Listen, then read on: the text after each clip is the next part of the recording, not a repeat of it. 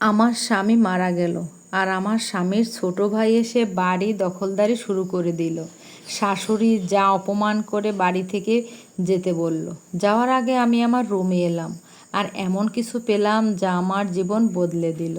শেষবারের মতো রুমে এসে কিছু জরুরি জিনিস নিতে আসলাম, আর ড্রয়ার খুলতেই দেখলাম খুব সুন্দরভাবে পরিপাটি করে রাখা সাদা কাগজের চিঠি।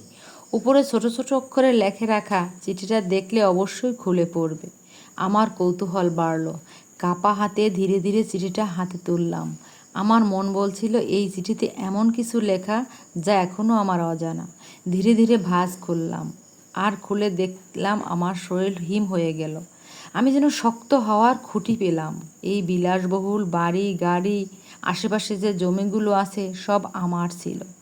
আমি মারা যাবার আগে তার 3 ভাগের 1 ভাগ আমার স্ত্রী সন্তানের নামে লিখে দিয়েছি, আর বাকি 1 ভাগ আমার ছোট ভাইয়ের জন্য।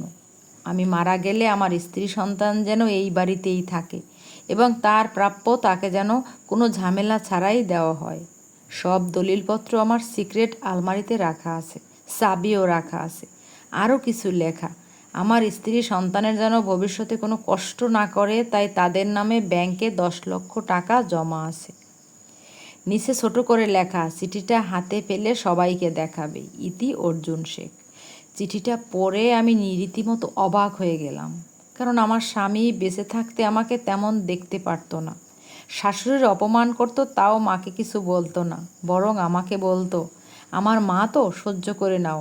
অনেক সময় কথাও শোনাতো, আর গোপনে এমন কিছু করলো যা আমার হৃদয়ে নাড়া দিল।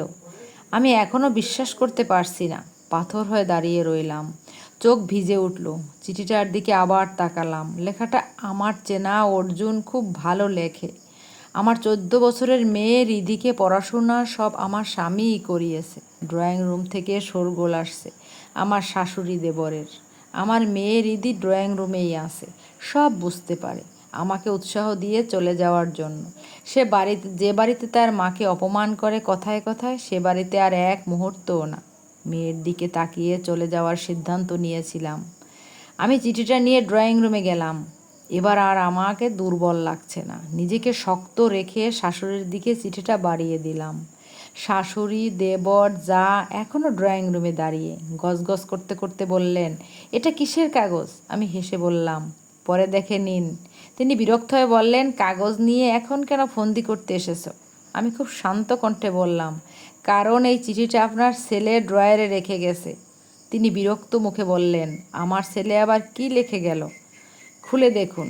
দেবর তাচ্ছিল্য করে বলল, আবার কোনো নতুন নাটক করছো ভাবি? ভালোর ভালো এই বাড়ি থেকে বেরিয়ে যাও, না হলে ঘাট ধাক্কা দিয়ে বের করে দেব। ততক্ষণে শাশুড়ি আওয়াজ করে চিঠিটা পড়া শুরু করলো। তাদের মুখের রং এক মুহূর্তে বদলে গেল। হঠাৎ দেবর এসে শাশুড়ির হাত থেকে চিঠিটা টেনে ছিঁড়ে ফেলল। আমি হাসলাম, শান্ত সুরে বললাম, কাগজ ছিঁড়ে লাভ নেই। এই বাড়ির জমির সব দলিলপত্র এখন আমারই হাতে।